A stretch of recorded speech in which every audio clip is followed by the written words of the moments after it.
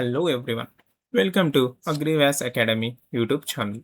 So today we'll discuss about a small topic and a very important topic for the ICRPG exam. So that is special chromosomes. So what are special chromosomes?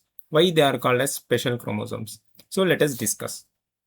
Why we are called them as special chromosomes? Is there any something special in it? Yes. What is the speciality? The speciality may be in the terms of their function or in terms of their structure. That is, they may be special with while compared to the normal chromosome, they may be special in their structure or there may be special in their function. Hence, these chromosomes are called as special chromosomes. So coming to the exact definition, what are the special chromosomes? So in some tissues of certain organisms contain the chromosomes which differ significantly from the normal chromosomes in terms of either morphology or function. Such chromosomes are called as special chromosomes. So, types of special chromosomes. What are the special types of special chromosomes and how many types of special chromosomes are present? So, there are total 4 different types of special chromosomes. 4 different types. So, what are they? First one, LAMPBRUSH chromosome. So first one, LAMPBRUSH chromosome. Second one, salivary gland chromosome. Salivary gland chromosome. It is also known as giant chromosome. So third one, accessory chromosomes. Accessory chromosomes. It is also known as B chromosomes. B chromosomes, and it is also known as supernumerary chromosome. Numerary chromosomes. So, and finally, last one, that is nucleids of prokaryotes. Nucleids of prokaryotes. So these are the 4 different types of special chromosomes. That is LAMPBRUSH chromosomes, giant chromosomes or salivary gland chromosomes, accessory or B chromosomes, nucleids of prokaryotes. Here only we'll discuss about the LAMPBRUSH chromosome and giant chromosomes, and these are the important for the exam point of view. And generally, accessory chromosomes and nucleids of prokaryotes are not that much important, and generally these are considered as out of box. So now we'll discuss in this class, we'll discuss about the LAMPBRUSH chromosomes, and in next part, we'll continue with giant chromosomes or salivary gland chromosomes. First of all, LAMPBRUSH chromosome, first one, LAMPBRUSH chromosomes. So why these chromosomes are called as LAMPBRUSH chromosomes? Because these chromosome resembles the structure of a lamp brush. What is a lamp brush? It is a tool generally which is used to clean the halo and a narrow glass tips. So here you can observe in the picture, this is the lamp brush. So exactly this structure, these chromosomes are appear. Hence these are called as the LAMPBRUSH chromosomes. Hence these are called as the LAMPBRUSH chromosomes. So who observed the LAMPBRUSH chromosomes for the first time? So for the first time, the LAMPBRUSH chromosomes are observed by Fleming. By Fleming in the year of 1882. And these LAMPBRUSH chromosomes are discovered by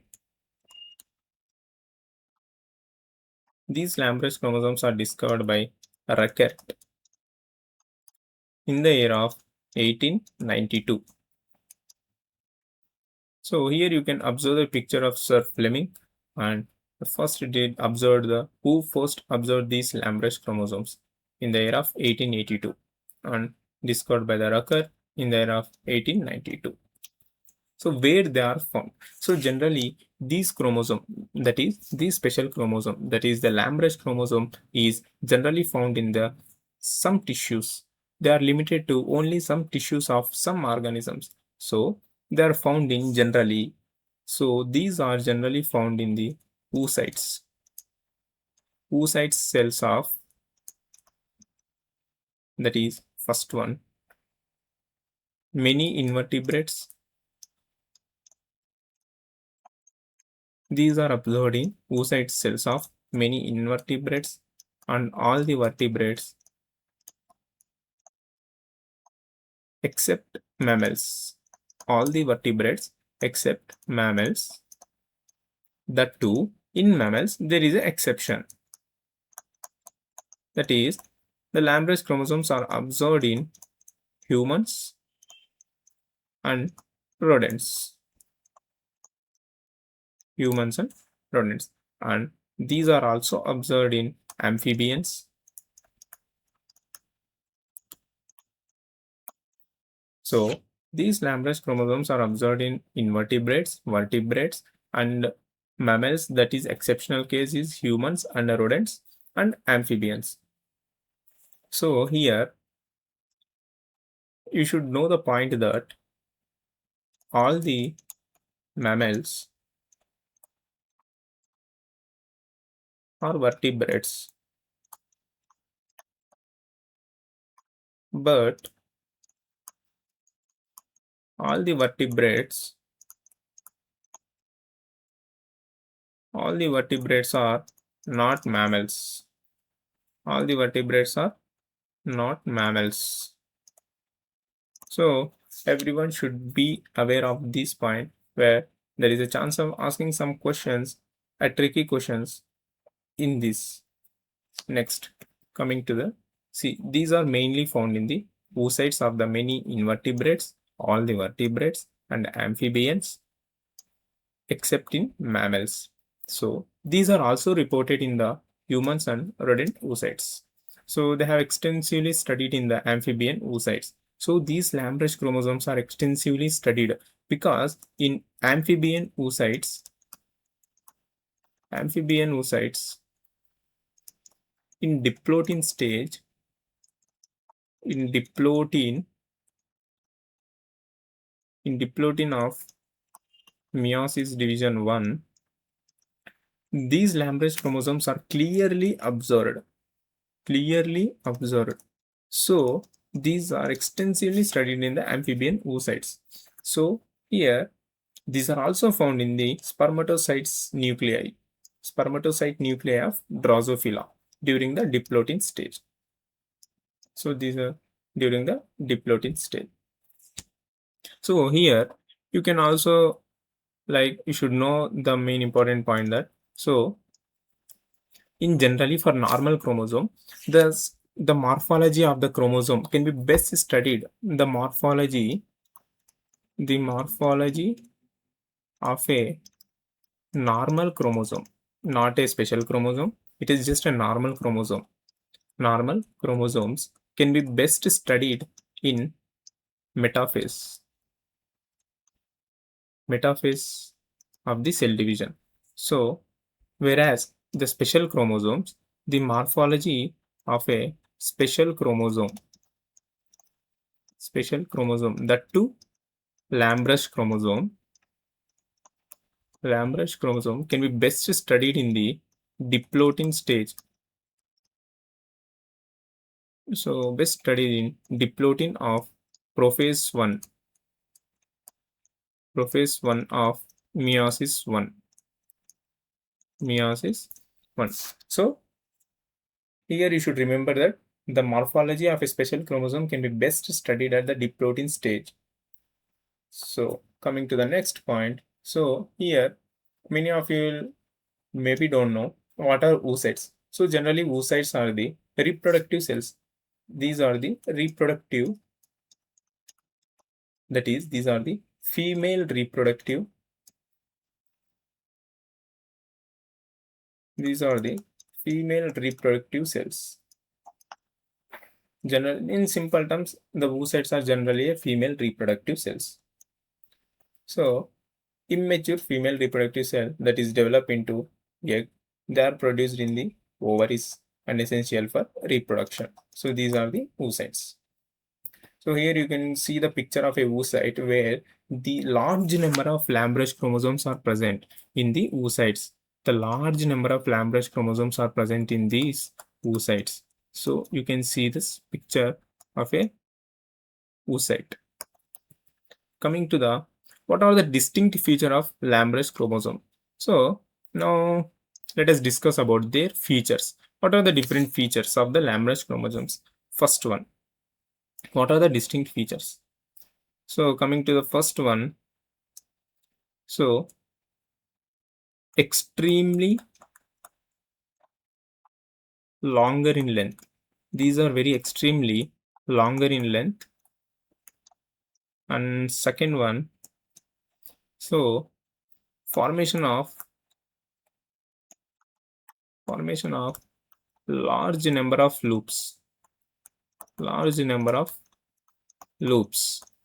And third one is LAMPBRUSH appearance, LAMPBRUSH appearance.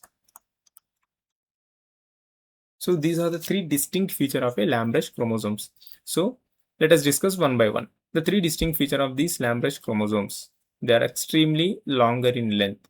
How much are they are long? How much they are long? So these are up to, generally these are 200 micrometers to 800 micrometer in length. So in some organisms they are 200 micrometer in length, whereas in some organisms they are 800 micrometer in length. So in sometimes these chromosomes, so these LAMPBRUSH chromosomes are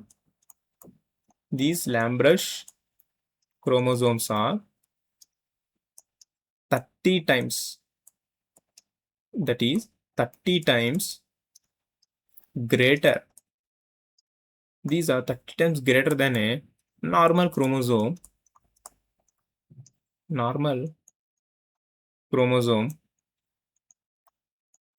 which is in a cell division or mitotic division.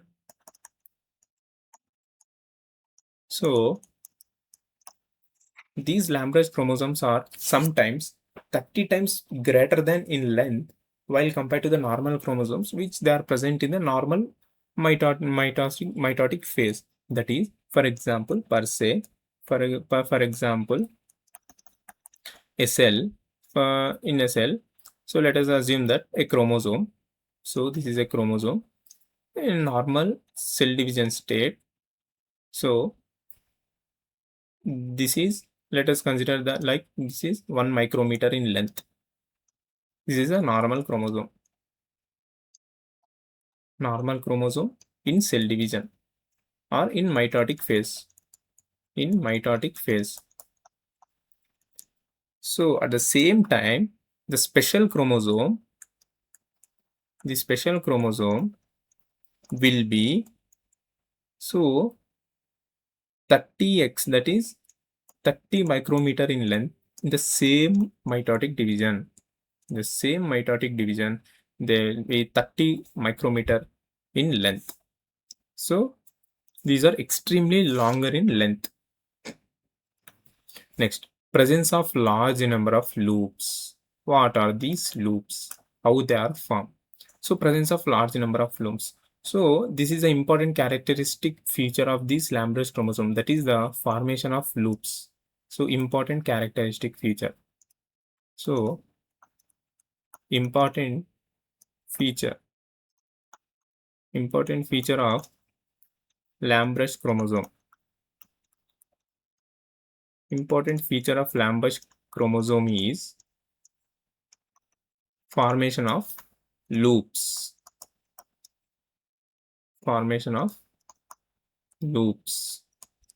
This is the important characteristic feature of this. So these loops may be sometimes in some organisms, sometimes they may be, generally the loops are formed in paired structure, that is generally there are two, and in some cases so they form 9 loops in some cases. So least is 2 and the greater is 9. So where these 9 loops are formed, why that much longer loops are formed? Because when a cell or when an organism need a more amount of RNA, these larger amount of loops are formed. So these are the presence of large number of loops. And the length of the loop, here the length of the loop, so the length of the loop is generally 9.5 micrometer to 200 micrometer in length. That is the length of the loop. That is 9.5 micrometer generally we'll observe in the frog, and whereas 200 micrometer we'll observe in newt. So here newt is an amphibian. So it is an amphibian. So that is why newt need 200 micrometer length of a loop. Because why? Because so the newt cells, the newt oocytes need more amount of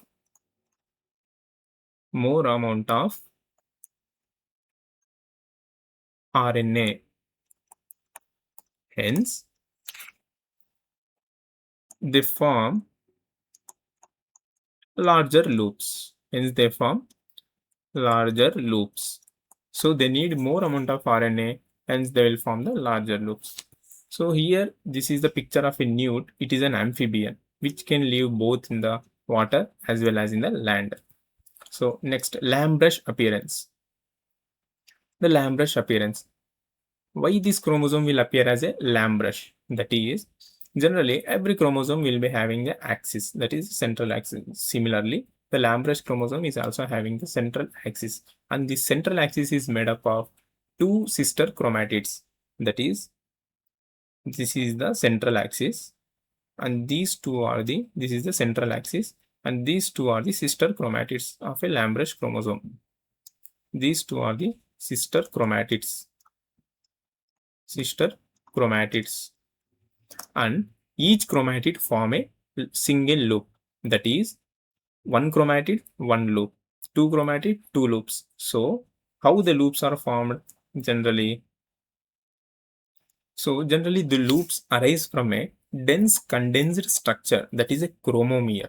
So from the chromomere, the loops are arised. When these loops will arise when the DNA will recoil, that is from condensed state to relaxed state. When these DNA become uncoiled, during the uncoiling of DNA, the excess amount which is condensed in the chromomere will appear as a loop. Hence, these loops are formed.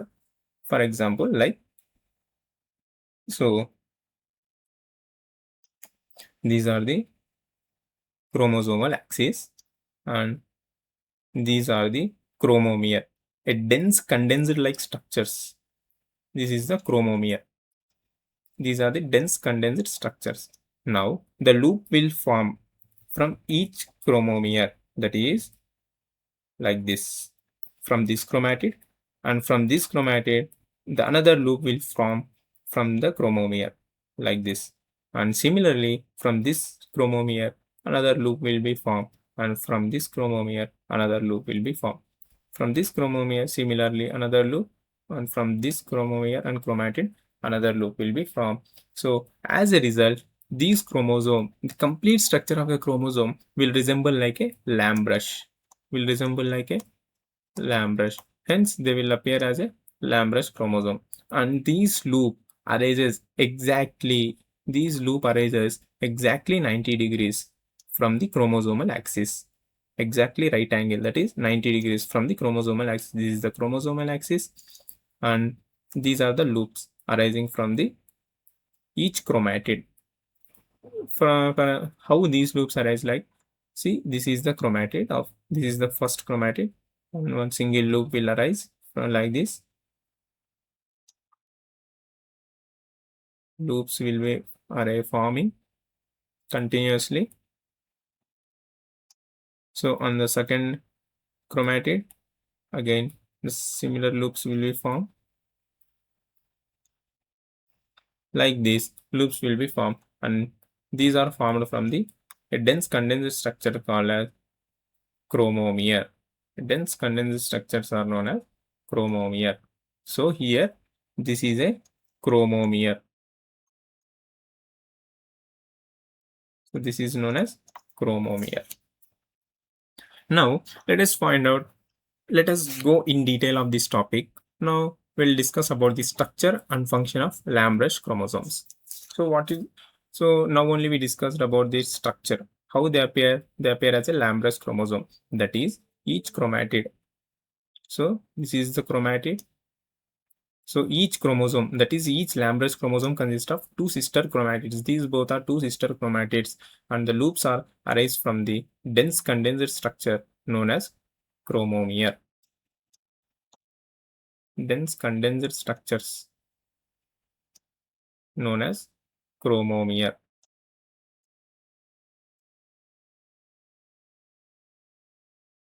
So like this, the loops will be formed in the LAMPBRUSH chromosome. So let us discuss why the loop formation takes place. Why loop formation takes place? Because see, in general, in prophase, let us assume the meiosis division, meiotic division, and prophase 1, meiosis 1 of the prophase 1 division. So at the end of the prophase, that is in prophase, in what happens in the prophase, the uncoil of DNA, that is the condensed structure of the DNA, will become decondensed. That is, loosening of the DNA will takes place. So that is, let us assume that this is the generally before prophase, the chromosome is like this, and the central axis consists of large number of chromomeres. The central axis of a LAMPBRUSH chromosome consists of large number of chromomeres. So these are the chromomeres. So now let us assume this is in the prophase, initial stage of prophase, initially. Now, when the cell division takes place, that is starts, when the prophase starts, that is when the prophase starts, what happens? Slowly, all the genetic material here in these chromomere, all the genetic material, all the DNA, all the RNA will be present inside the chromomere. Now, these chromomere slowly, that is, now it is in a condensed state. Now it is slowly become decondensation. No, so when this decondensation happen, so the loops, when the uncoiling will takes place. So when this decondensation happens, uncoiling will takes place. As a result, small loops will be formed from these sides of the chromomere, because from here, as the DNA is uncoiling, and slowly the loops will arise, because the DNA is slowly uncoiling. Like this, small loops will arise. As we know, these chromosomes consist of large number of chromomere, so they will form like this. Similarly, from this chromatid, they will form like this.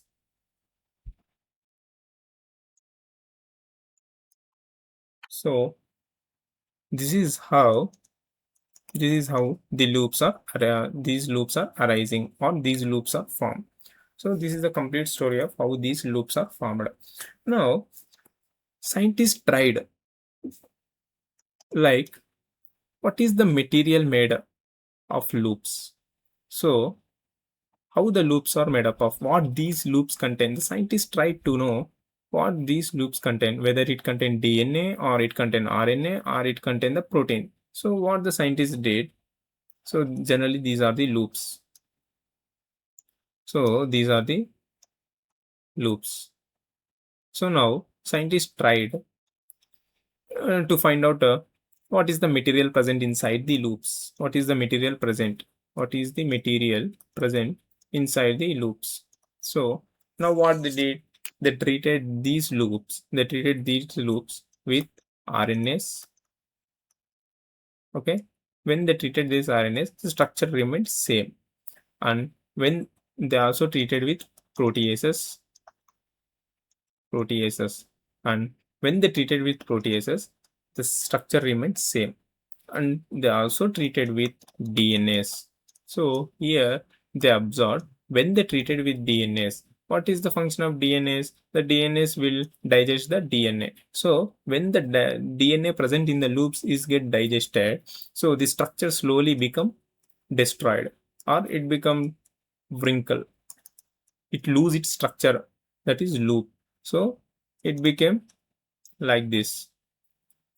So slowly it became like this. These loops are deformed. Then they form, hence they confirm these loops are made up of these loops are made up of DNAs. These loops are made up of DNAs. So finally they concluded. Now coming to another point, that what is the main. Now for example, let us take, so this is the chromatid, two sister chromatids, and these are the loops.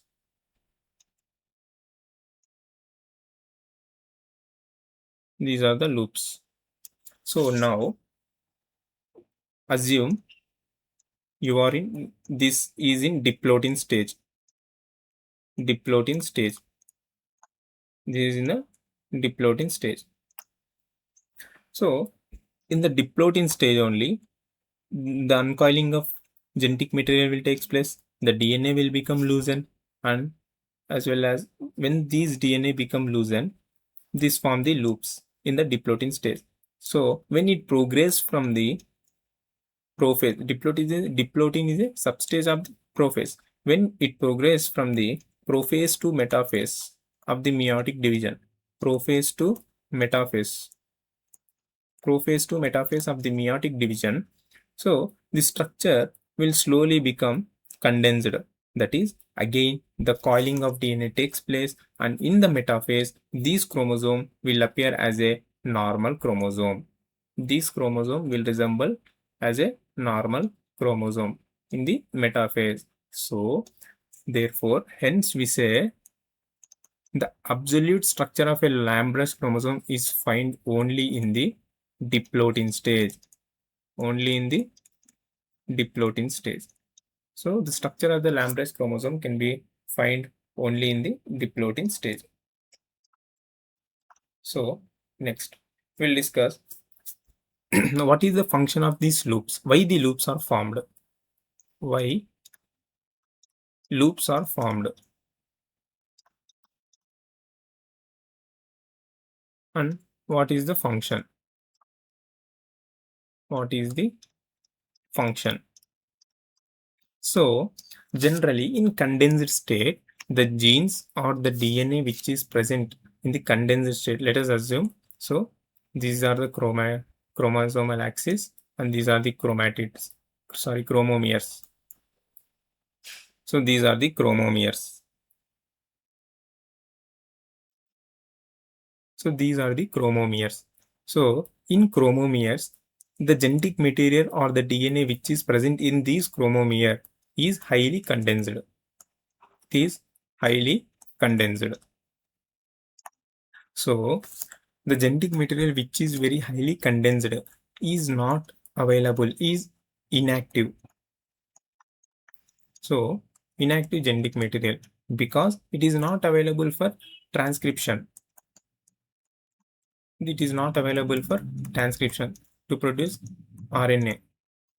So it is not available for transcription. So in the highly condensed state, the genetic material is very inactive. So in order to produce the mRNA, these genetic material should become active. So how they will become active? During the uncoiling of DNA, that is decondensation of the DNA or the decondensation of the genetic material, these genes are highly available for transcription, so that further transcription process will take place and mRNA synthesis will take place. That is during the diplotin stage, uncoiling of this chromomere will take place. That is, uncoiling of the genetic material will take place. So that when the genetic material will uncoil, so loops are formed. So loops are formed from each chromomere. The loops are formed from each chromomere. So when these loops are formed from each chromomere, that is, the genetic material now become active. The genetic material, that is the DNA, now became active. The DNA now became active, and now it is easily available. Now it is easily available for transcription, and mRNA synthesis will take place. So this is how the loops are formed and why these loops are formed. What is the function? What is the function of the loops? To participate in the transcription, that is mRNA synthesis. So we can say loops are the active site of mRNA synthesis. mRNA synthesis, or these are the active sites of transcription. Active sites of transcription. So during the loops, how these loops are like generally considered like this. This is the loops. How these genetic material will move in the loops. Now we'll observe that how these genetic material will move in the loops. So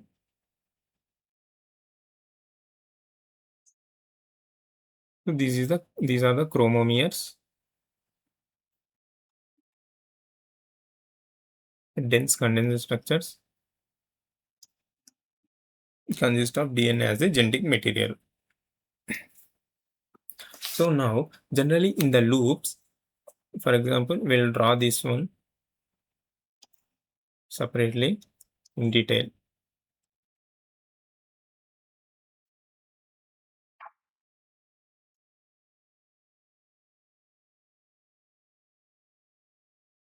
So this is the loop. So now the genetic material, this is the condensed, right? This is the condensed structure, that is the chromomere. Now the genetic material which is present during the uncoiling or decondensation of the genetic material, the genetic material which is present in the chromomere, that is the genetic material which is present in the chromomere now came. That is the genetic material which is present in the chromomere now came as the loop. They formed as the loop. So now they formed as the loop. Now these formed as the loop. So here the genetic material, the DNA which is present here, generally in the chromomere there is a thick end and there is a thin end. So in thin end, so let us assume this is the thin end. This is the thin end and this is the thick end. This is the thick end. So the genetic material generally will move from thin end to thick end. That is thin end like this to thick end. That is the genetic material which is present here is undergoing transcription. So after transcription, they'll move to thick end. So after transcription, they'll move to thick end. So similarly here also, thin end to thick end.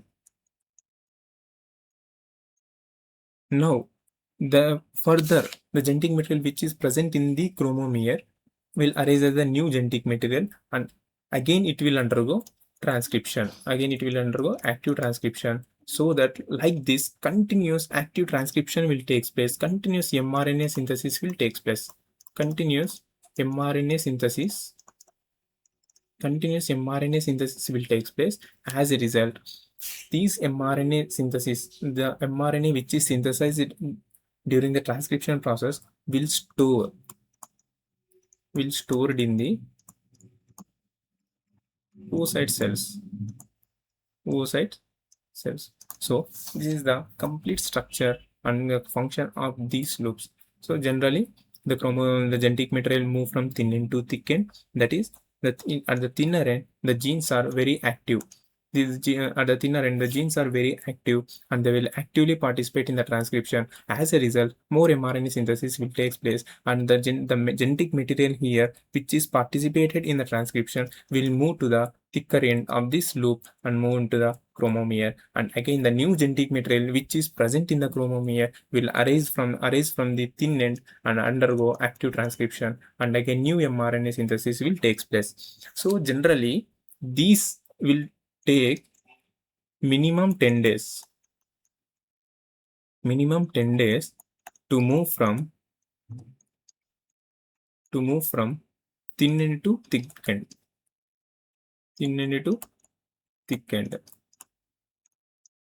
so it will takes minimum 10 days. The genetic material will minimum take 10 days to move from thin end to thick end. So next, thin end to thick end. Next, here you can observe the diagram of this LAMPBRUSH chromosome. So here, this is the thin end. See the direction of loop movement you can see here, from thin end to the direction to thick end. That is, here the chromosome is present. Here the chromosome is present. This is the region of RNA synthesis. That is thin end, where in thin end genes are actively present. So in thin end, genes are actively present. So genes are easily available for transcription here. Whereas in thick end, the genes are not available for transcription. So it is very difficult to perform the transcription at the thick end. So here, this is the main axis. Here you can observe this is the main axis. The main axis is nothing but the chromatids. That is two chromatids. The main axis consists of two chromatids. So main axis is equals to two chromatids. Two chromatids mean nothing but two loops, paired loops. So these loops are always paired in pairing. These loops are always present in pairs. This is the complete diagram, and this is the homologous chromosomes, that is the LAMPBRUSH chromosomes. So during the cell division,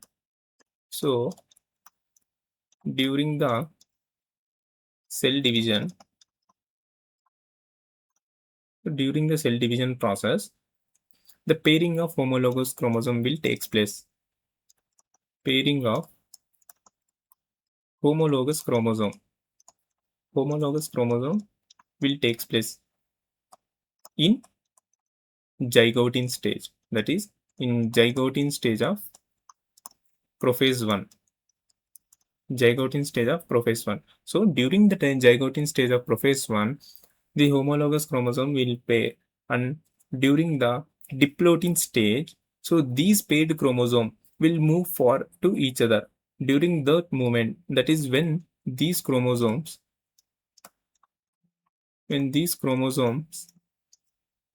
move far away during diplotin. During the diplotin stage, the X-shaped structure called chiasma. This is the chiasma. So in LAMPBRUSH chromosomes also, the chiasma formation will take place. So here you can observe the chiasma formation. So in LAMPBRUSH chromosome,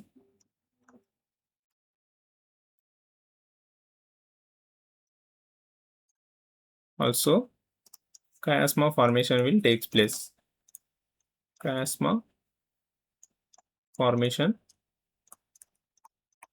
will take place. Now, so you can think like, why that much amount of RNA should be needed for the organism? See, there is a continuous, the LAMPBRUSH chromosome continuously synthesizing RNA. So why that much amount of RNA is needed for an organism? Because see,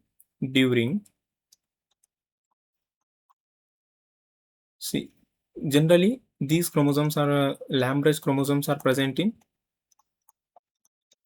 LAMPBRUSH chromosomes are present in, generally these chromosomes are present in oocyte cells. Oocyte cell. Oocyte is nothing but ovum. That is a female reproductive cell. Female reproductive cell. So when after fertilization, when the ovum meet with the sperm, the fertilization will take place. After the fertilization, embryo formation will take place. Embryo formation will take place. Embryo formation will take place. So for the embryo formation, for the development of an embryo, the embryo should need large amount of mRNA. Large amount of mRNA or proteins. It need large amount of mRNA or proteins. So immediately this embryo cannot synthesize that much amount of mRNA. It cannot synthesize large amount of mRNA. So what it will do? So it will utilize the mRNA or the protein. Utilize the mRNA or protein which already stored in the oocytes. So this is the main function of LAMPBRUSH chromosome. They produce large amount of proteins or large amount of mRNA. LAMPBRUSH chromosome produce large amount of mRNA. These mRNA, where it is used, the mRNA is used during the embryo formation. The embryo will utilize the complete mRNA synthesized by these LAMPBRUSH chromosome during the embryo formation. So this is the important function of these LAMPBRUSH chromosomes. So here we'll discuss about some general point and important point. So what are the for the exam point of view? So first one, some important points we'll discuss. Loops are the active sites of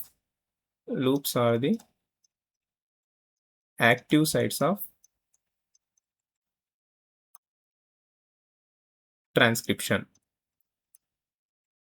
Loops are the active sites of transcription. Genetic material moves from thinner end to thicker end. Genetic material will move from thinner end to thicker end, and again where they are found in all vertebrates. So many invertebrates,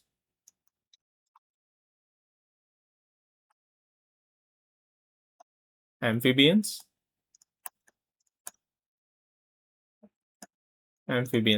they are found. Where they are not found? So they are not found in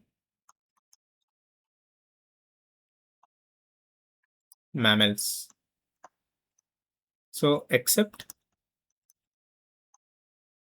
humans and rodents. So how much time the genetic material it takes to move from thinner end to thicker end? That is, how much time genetic material will take to move from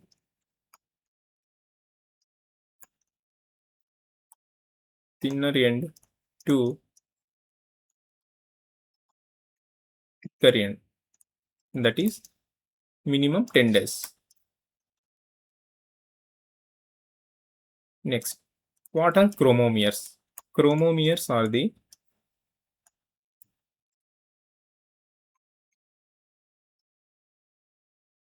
dense condensed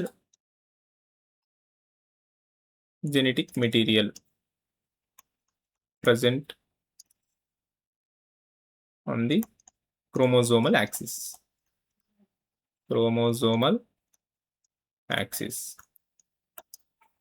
So These are the main important point that you should keep in your mind, and there is a chance of asking in an exam. So they mainly asking the loops are important for transcription. The loops are formed for the active transcription. The loops are active sites of transcription. So this one thing you should remember in your mind. Loops are the active sites of transcription and mRNA production. So where they are found? They are found in the vertebrates, invertebrates, amphibians, and they are not found in the mammals. So this is the complete topic of a small and a complete topic of a LAMPBRUSH chromosome. So if you like this video, please share and subscribe to AgriVyas Academy YouTube channel and comment down for the next lecture which you want. Thank you.